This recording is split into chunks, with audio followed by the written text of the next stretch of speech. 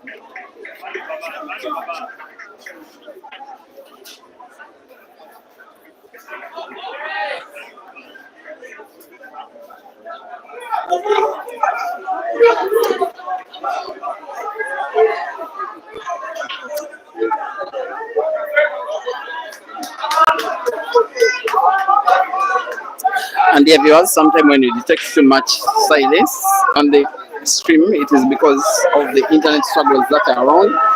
And it has taken me the whole of about 20 minutes to ensure that this stream is stable. I just think that I've now gotten my act right for now. The video on Break and Finish Live Facebook as well as the video on Peter Chobe Live YouTube is looking good. What is also looking good is the level scores in this match because South Africa's Ishmael Mthethwa has just equalized against Kenya's Noah Etebo. They are racing to 9. Amount of time allocated for the match is not more than 90 minutes. I'm not so certain how much of that has been used.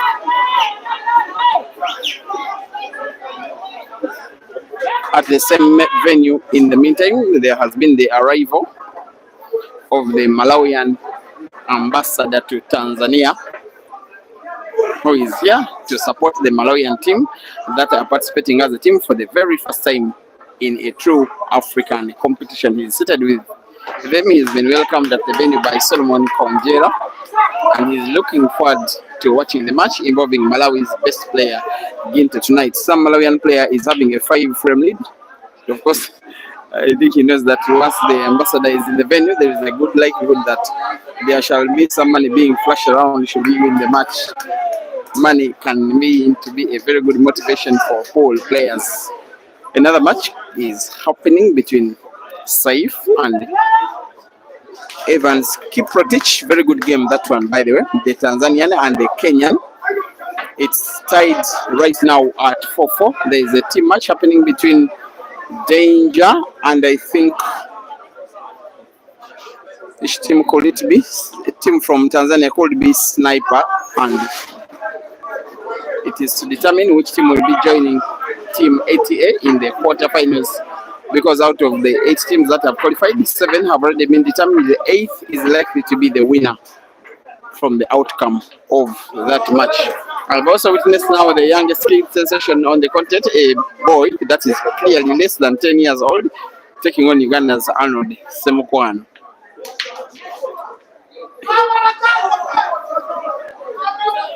Hopefully we shall be witnessing him for so many years to come, and he's decent for a 10-year-old. It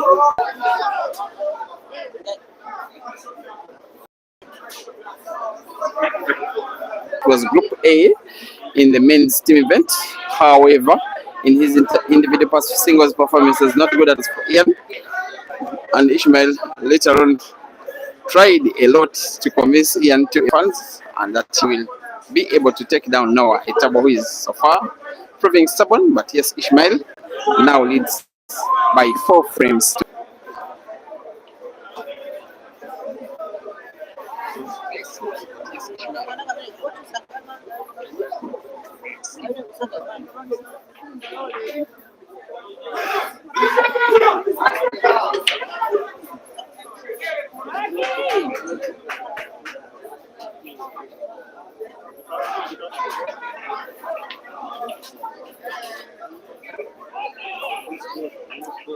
We have had the scratch on the break from the South African in frame number 8. Good opportunity for Noah, who is an overwhelming underdog for this match. Nonetheless, a capable player for himself. By the way, Ishmael is nowadays resident in Kenya. He normally frequents at Mchana Pub and Grill, Ngong Road, Nairobi. And yet, Noah Etebo is a player with the Mchana Gladiators team. So these two are quite accustomed to each other. I would assume that in the routine evening training, they have played with each other 1 or 2 times before. But I don't think Noah will ever dare Ishmael to a race. And yet for this tournament, it is some kind of race. Of course, race to 9. He's called Flashboy. By the way, Noah has a Ugandan look on him. He looks like a Luo. Maybe he's, after all, Luos are in Kenya as many as in Uganda and parts of well, South Sudan. He will need to spin the cue ball backwards towards the bottom end of the table where he's having his fingers. Has to avoid contact between cue ball and white ball. He's off target. He lost frame number 7 because of complacency. He's about to lose frame number 8 because of the same complacency.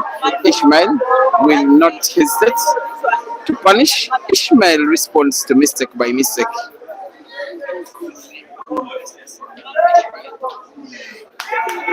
Frame number 8 is being played at a very ordinary level. 2 would be unexpected misses, both from Noah and Ishmael.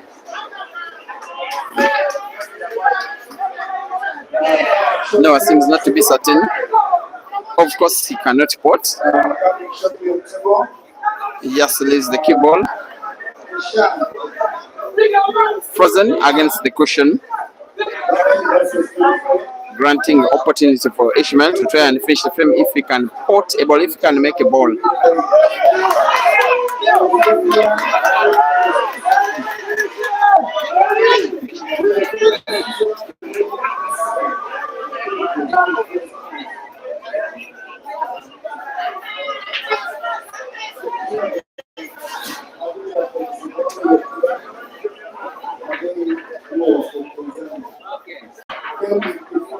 He has not made a ball, Ishmael. There were easier balls to pot.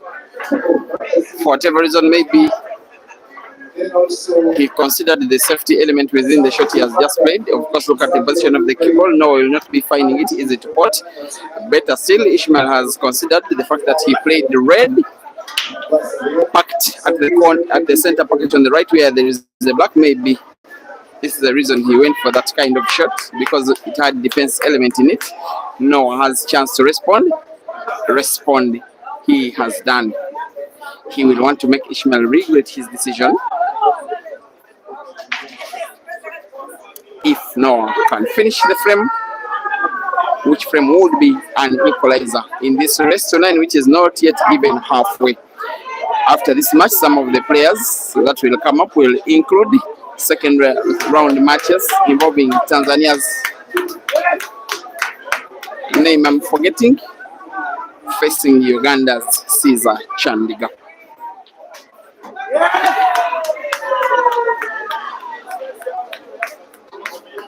Kenya had the biggest delegation of traveling players.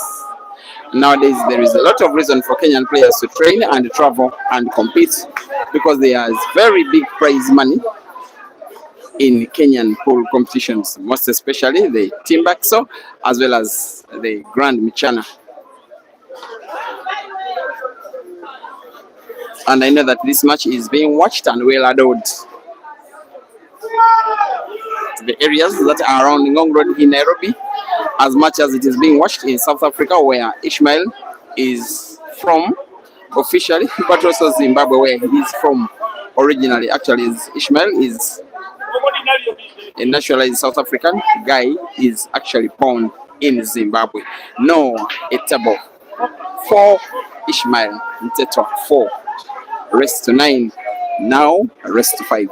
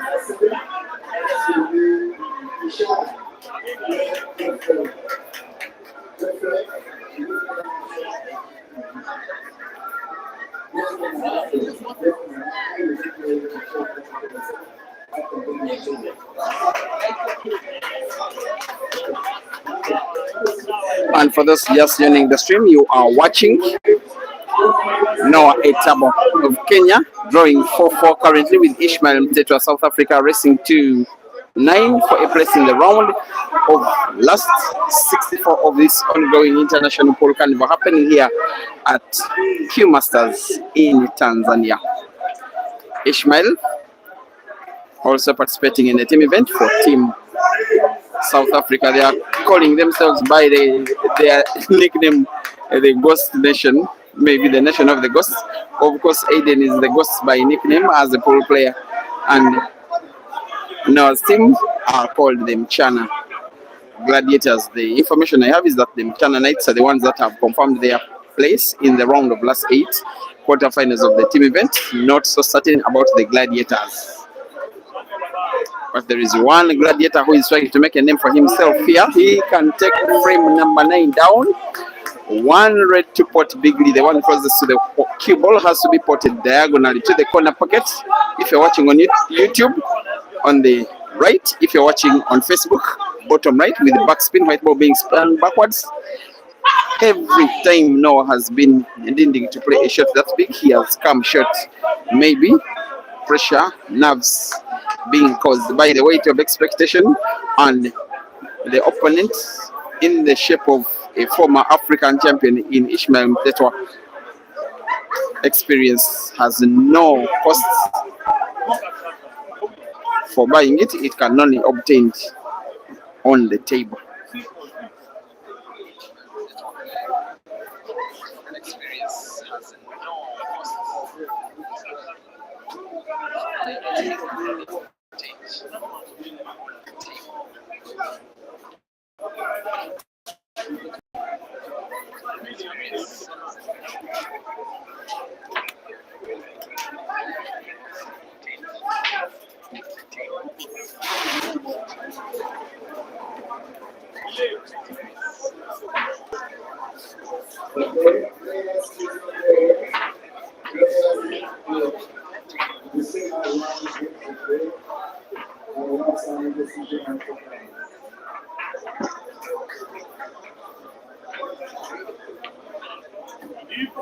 The South African Selo is playing against a player whom I think is also coming from the Mchana team. I'm not so certain who they are.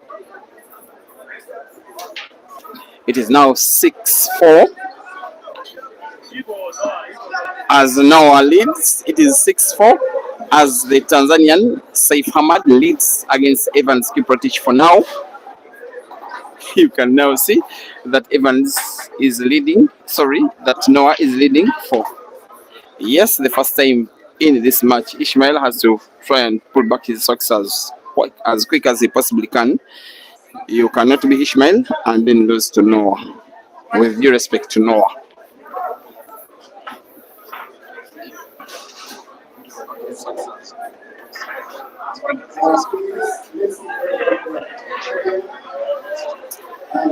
Someone is asking what time is South Africa's finest skill is Aiden Joseph is playing. Aiden did win his first round match by way of walkover against fellow South African player Thami Jabavu. Thami didn't make it to the comp. Maybe he was like, why do I go and take on Aiden, my countryman?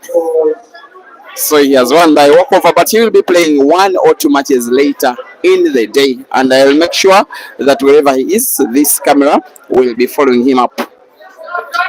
Because so many of you who watch these games like watching him play, and of course come from the Mzansi nation. From Naivasha in Kenya, supporting Noah. I know, thank you. Chalo Man City. Why do you call yourself Man City?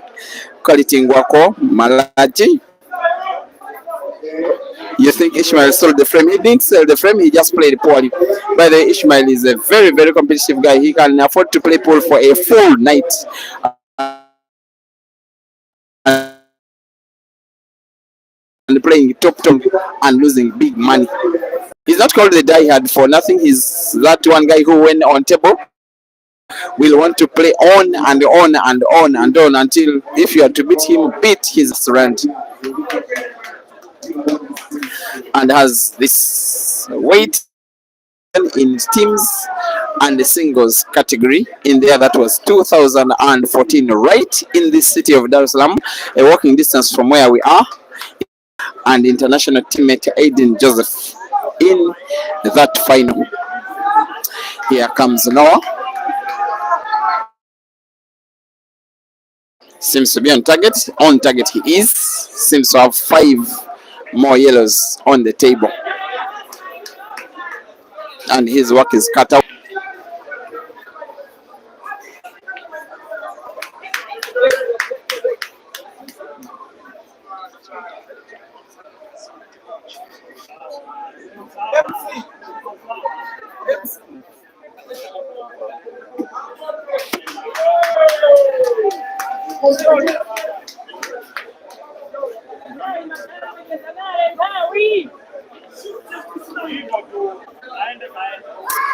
Wanda, Mtiani, you want me to show you the solo game? Solo is playing at a place distant from where I am, so I cannot show it to you. I'm very sorry. Let's pray that he reaches another round, then probably I'll be showing it to you. But I have the luck for me of watching, and I can tell you he's leading.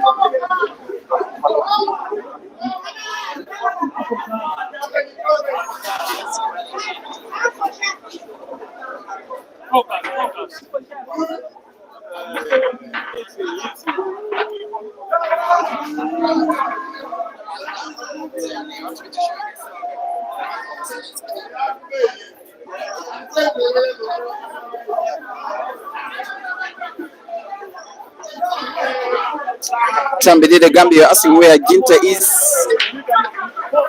When his game comes, you will be watching him, Noah Etebo versus the Black, to surprisingly lead with 2 frames against Ishmael. I did not see that coming. Ishmael is rightly asking for 3 minutes timeout. He's speaking to the umpire right now. The umpire seems to have agreed with the player. Ishmael 4 and Noah 6. Rest to 9. 3 minutes timeout for Ishmael.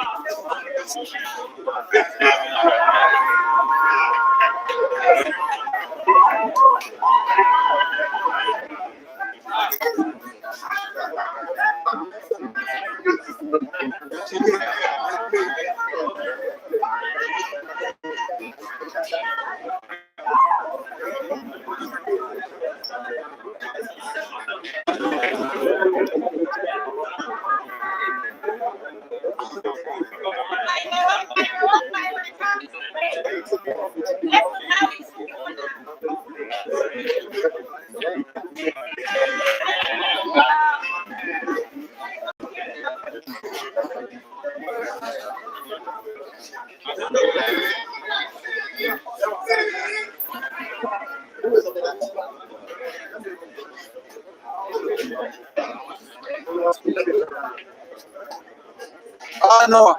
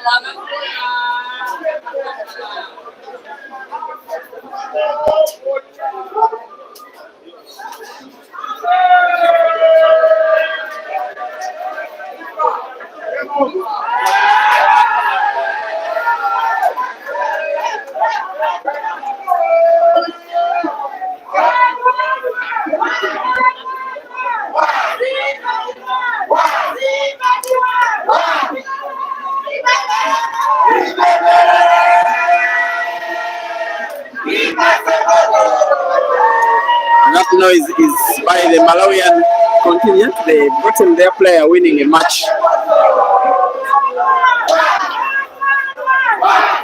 Maybe I could show them to you.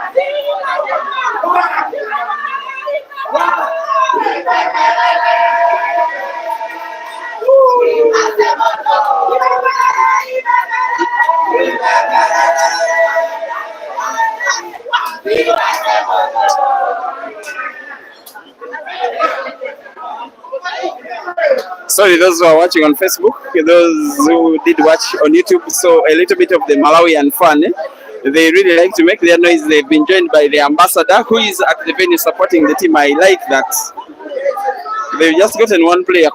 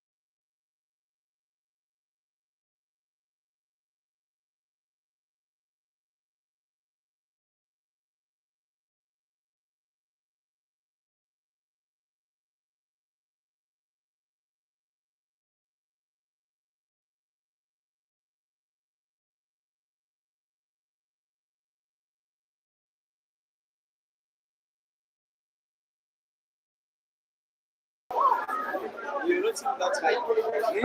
You're not in that high. But I like it. What's his name? Simba.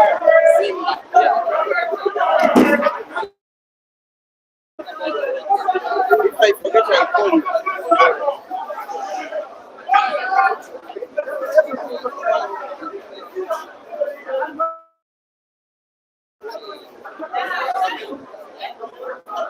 Go alone.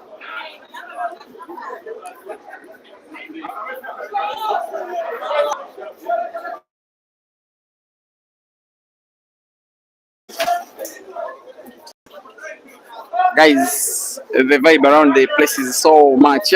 The Malawians are participating as a team for the first time.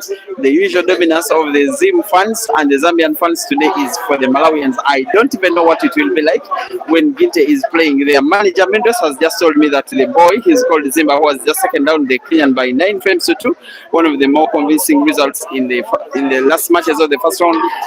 He says has got the potential to become another Ginte, if not even better. Those were his words. We'll wait and see. I will be looking forward to streaming one of his matches in this ongoing competition, especially if or when I get the opportunity. The Ugandan Ian Kazbegu did defeat Ishmael in a money match yesterday night. Is going to be having a match against Tanzania's Innocent Sami.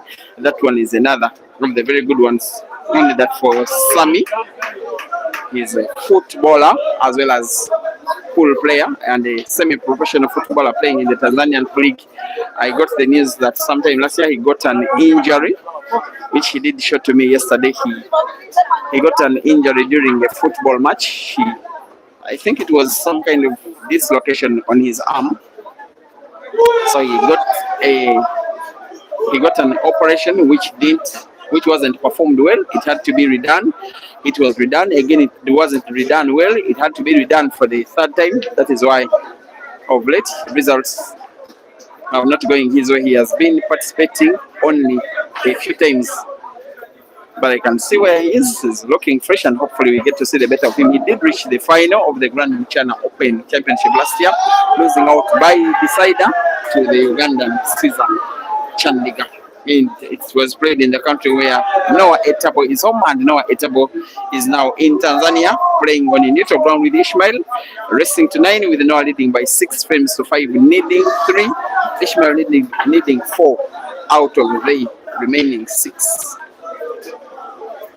Players of Noah's quality normally are taken down by Ishmael and normally makes light work of them. But for this tour of Tanzania, Ishmael is some of the poorest Ishmael that I'm seeing, I have to confess, because in my book he is a very good player. But his very goodness, I have not seen him. I've not seen him in this place. Just some brilliances of his known goodness once in a while. Focus, my boy. Focus. I mean it.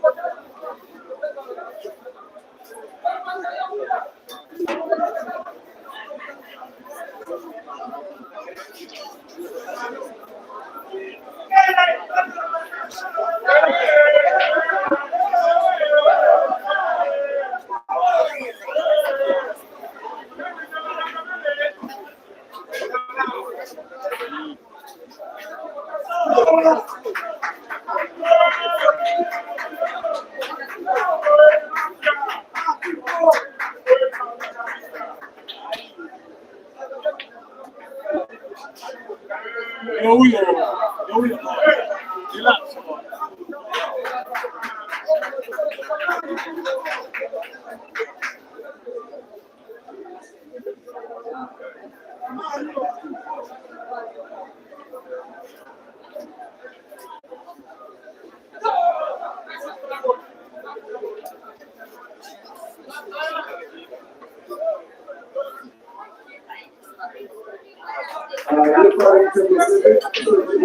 Haya, panga hiyo kazi Noah. Hiyo ni ya kuishi.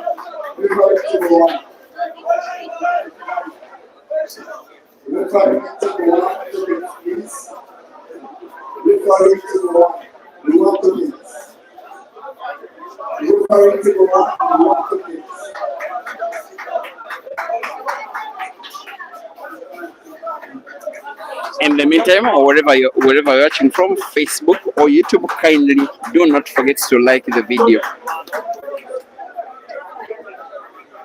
Just press the like button and enjoy the stream. One person that is enjoying what he's doing now is Noah Etebo. The guy told me that when Ishmael was having his 3-minute timeout, that he wasn't even playing at his best. He's saying that I am leading, but the lead could have been bigger, only that I'm giving away some games. And yes, he has given away some 2-3 games.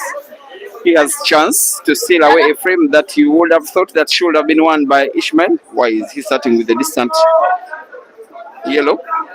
Okay, he starts with the one at the center pocket. And with that kind of natural white movement, which once he puts, white is natural for black. It's when I say that the rest is a formality. Ishmael Mthethwa, South Africa, 5. Noah Etebo, Kenya, 7. Focus.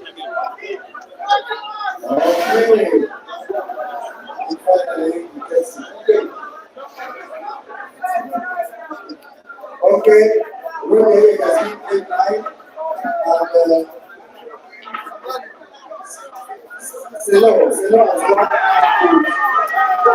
So I've heard that Selo, the South African, has won a tight contested match against the Tanzanian player in a decider by 9 frames to 8. I'm also seeing celebrations for the Snipers team. They are either leading heavily against the team Danger, predominantly with Ugandan and Zambian players, or else they may have won the match already.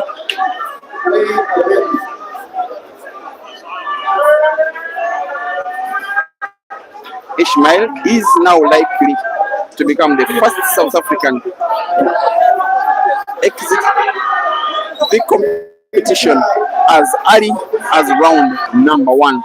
Selo is through. Aiden is through by walkover.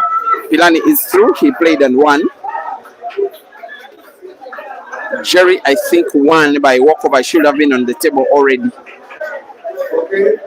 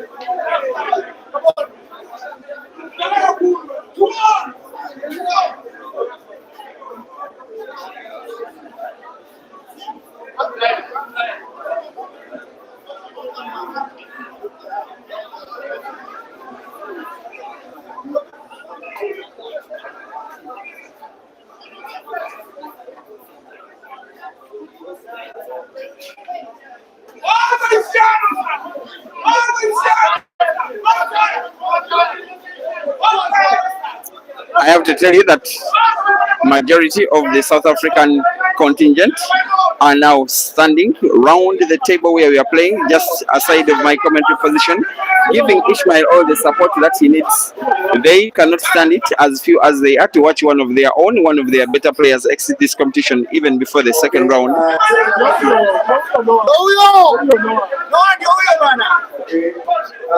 I think Ishmael wants to play the red, which is at the top end of the table.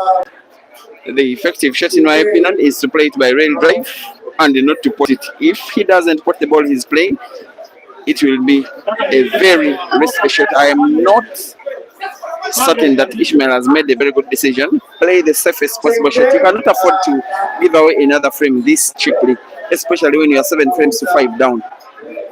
And in a time tournament, a race that is timed to not more than 90 minutes. I'm not so certain how much time is left.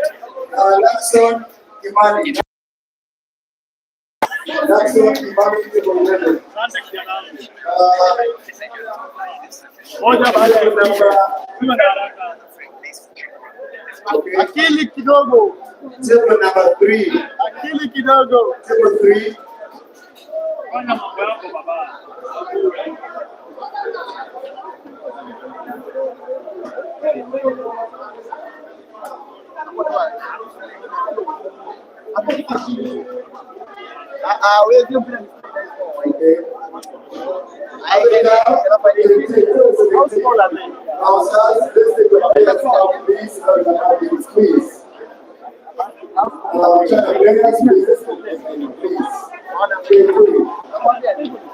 Iko sawa. Siko ninakuja huku chini.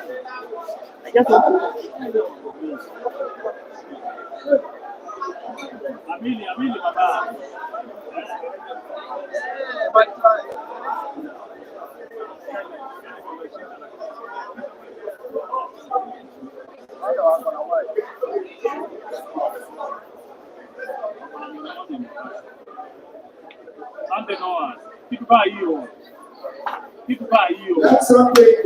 Sawa, no iko sawa. Huyu atakwenda the arc akiwa peke yake. Upande wawili. Pamoja kisha play Geoffrey. Kidogo.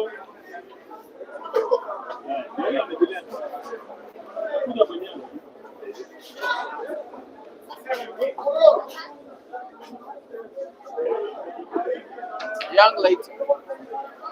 Excuse me. Sorry, what's his name? Spelling. C-J-U-Y-A-L. I remember that. Let me write. He's Tanzanian. This boy. No, it's Tanzanian. The dad is Kenyan. Okay. Let me have. He was born here. The dad is Kenyan. In my country, you belong to the country of your dad, irrespective of where you're born. In my culture. You can ask the dad. Yeah? You can ask the dad. The dad He told me it's Tanzania. Oh, yeah. Play Igbo tu baba. from Kenya. Igbo tu. Fanya mambo yako. You know, Kenya, Tanzania, there are so many white people. For us, they are fewer. It is very rare to see someone who is white and they call themselves Ugandan. Oh. It's very rare. This guy, you know the Haji brothers. He used to come to Kenya when Rahim was that car.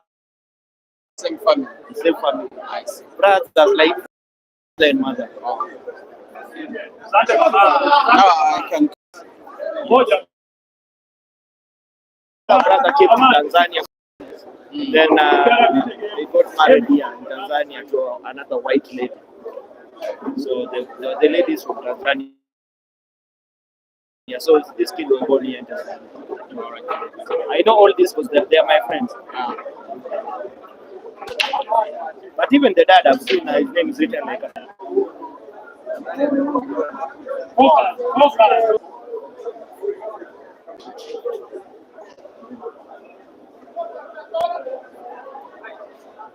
Okay. Zalimati Table 9 play match now. Asante Noare. Moja kwa haraka.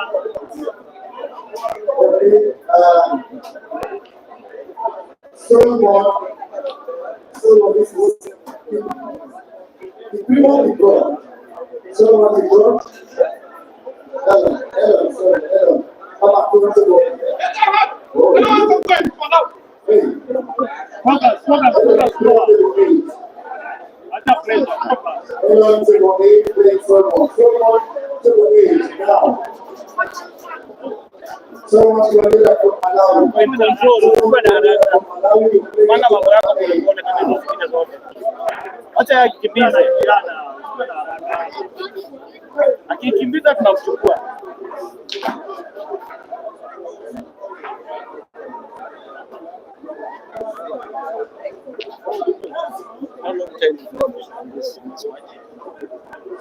It has to be the MC to tell us. For me, normally, I use the YouTube video, but the network was bad. I had to restart, so I lost the time.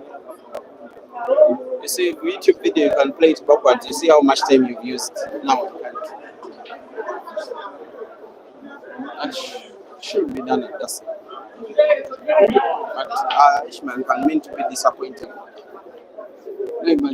His friends came and supported him. The other day, there's a show, when he was 7-5 down, they decided to play off cushion, remember. Always very risky. There was an effective shot that side down. Safety. Then you just play risk as if you are playing a leisure game. You see?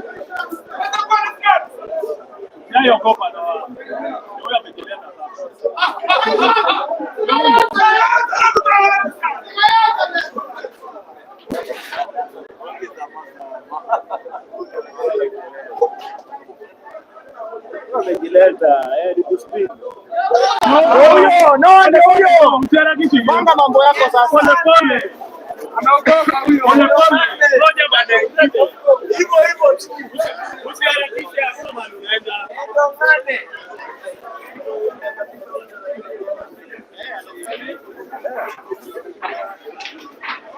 Moja baada ya nyingine. Wamerudi. Sababu ni yako baba. Asante baba. Sababu ni yako. One ball at a time. Asante Noare. Hivyo tu. Pole, moja baada ya nyingine. I now want to believe that with that miss, under pressure, under panic, under a ticking clock, which caused a miss from Ishmael, we may have seen the very last of the great South African in this competition. If Flashboy and now Etebo wins this frame, Ishmael will be left to represent South Africa's Ghost Nation team in the team event, and that will be it for his participation here in Tanzania.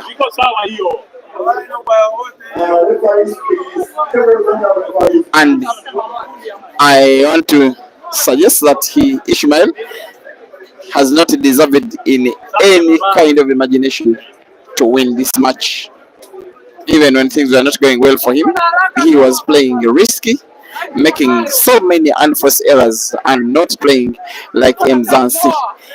He seems to suggest that yellow is frozen against the cushion. No, however, plays legal. He needs to relax Ishmael.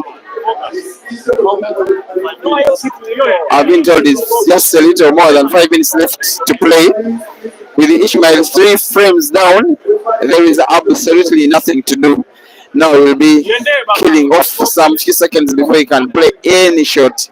He has nothing to lose. He knows he has won. Competition has now come to an end. Those of you who are watching from around Ngongoro, Nairobi, most especially Fred Karanja, who is friends with Ishmael, but suppose is deciding to go with the feeling of his nation. Congratulations to you. Irrespective of what happens, Flashboy is a winner here. This one will be one of the most renowned victories of his career. You can now smile. You can celebrate Mchana. Flashboy is winning. Kila ball na dakika yake, kila ball na dakika moja. Sasa kama mmoja sasa unajua master hii sasa. Ball na dakika. Same 4 minutes remaining.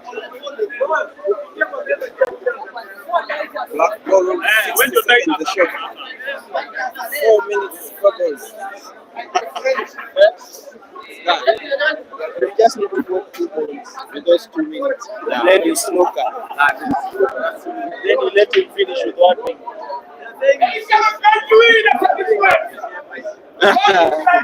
But Sajemba is not that slow. Let me tell you, he played the race with Dog City, and it was timed to 45 seconds per shot, and Ibra won. But the referee was still counting. 10, 20, 15. You see, that means you are still slow. But him, okay, there's something about him. He's slow, but he pots. Yeah, he pots. So when you pot, he pots, but he plays attacking. people cannot see like you're Yeah. slow because you are attacking, you're potting everything. Yeah. When you go down, you are potting. But if you're slow and you're not potting, you're touching like Eric. People will say you're very slow. Huyo baba. Huyo wapi? Huyo wapi baba? Huyo wako wewe sio na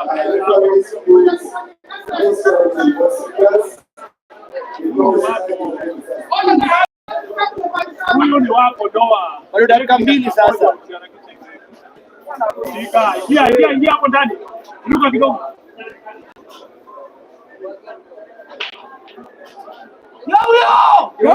Tulia sasa doa.